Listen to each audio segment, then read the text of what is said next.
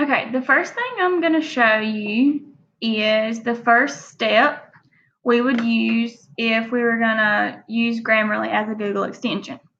So step 1 says add Grammarly as Google extension. Well, how you do that is you want to go to the Google homepage and you want to make sure that over here you're signed in to your Google account.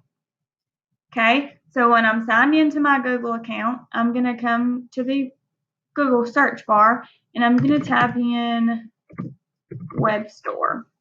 The web store is where you get all of your extensions, all of your games, apps, themes, and things like that. So when I type in web store, I'm going to see Chrome Web Store extensions.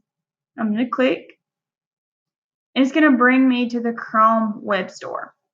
This is where you search for your extensions, themes, games, or apps. So here I'm going to type in the extension that I'm searching for, which is Grammarly.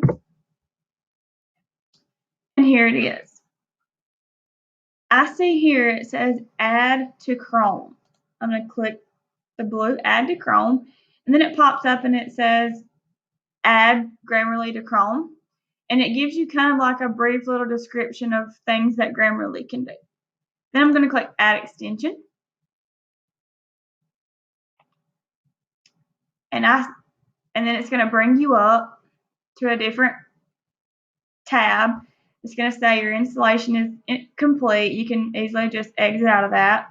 But if you look here, you see that you've got this banner now. It says added, and then it wants you to rate it. Well, you don't have to do anything else to that matter.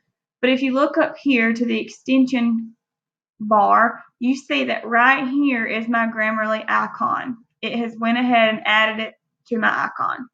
So that's step number 1. That's how you add Grammarly as a Google extension, because now Grammarly is a Google extension on your Google account. Step 2 says, while you're typing an email, just anything in a website maybe that you're on, maybe you're in Infinite Campus, you're doing an IEP and Go IEP, anything like that can be checked with Grammarly. So what I'm going to do is I'm going to show you how to use Grammarly if you're going to send an email. Okay. So here I am. I'm going to reply to this email. Okay, and I'm just going to type some words. And then I'm going to show you how to use Grammarly. I don't know why it's taking me to all this. Okay, so I'm going to reply to this email. And I'm going to say, thanks for the information on computer inventory.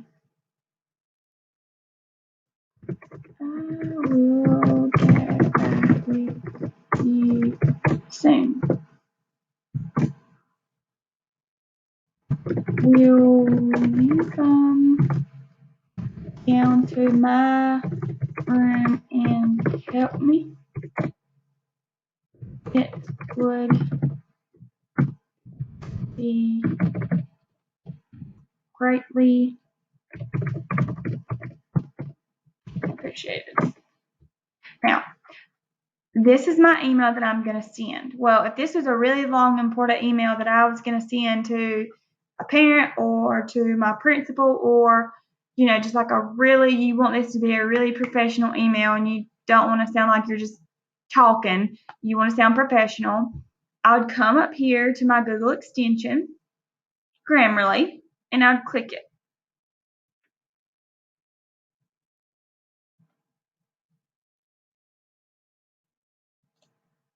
Okay, it's going to ask you what you want it to do, and then you see right here that it's checking it. This is the icon. This is the icon that you're looking at for Grammarly. So it's telling me right here that I have got 2 errors. So I'm going to click on it. And here's what I've typed. And you'll notice that the underline part is what is incorrect.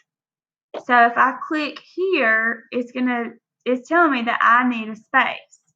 So I can click on it and I can say ignore it, add to my dictionary, or I can just come up here and just click on it and it's going to change it for me.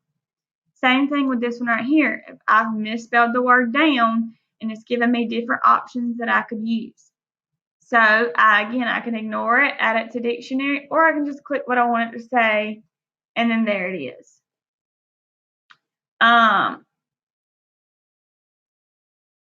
Right here is where I would go back to my email.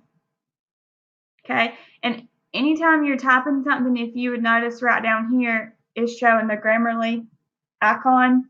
This is how you know Grammarly is working in this document with you.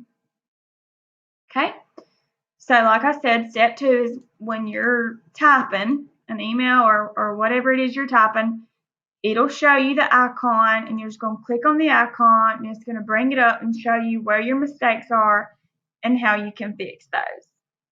Okay. One thing it'll also do is it'll give you it used to,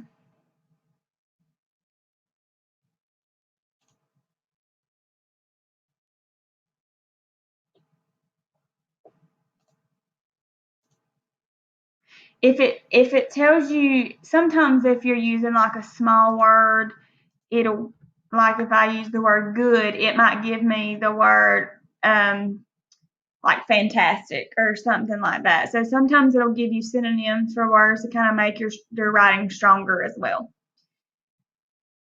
So that is how you're going to add the extension, how you're going to use the extension in an email or document or anything like that, and then that's how you make your correction. You just simply click on it.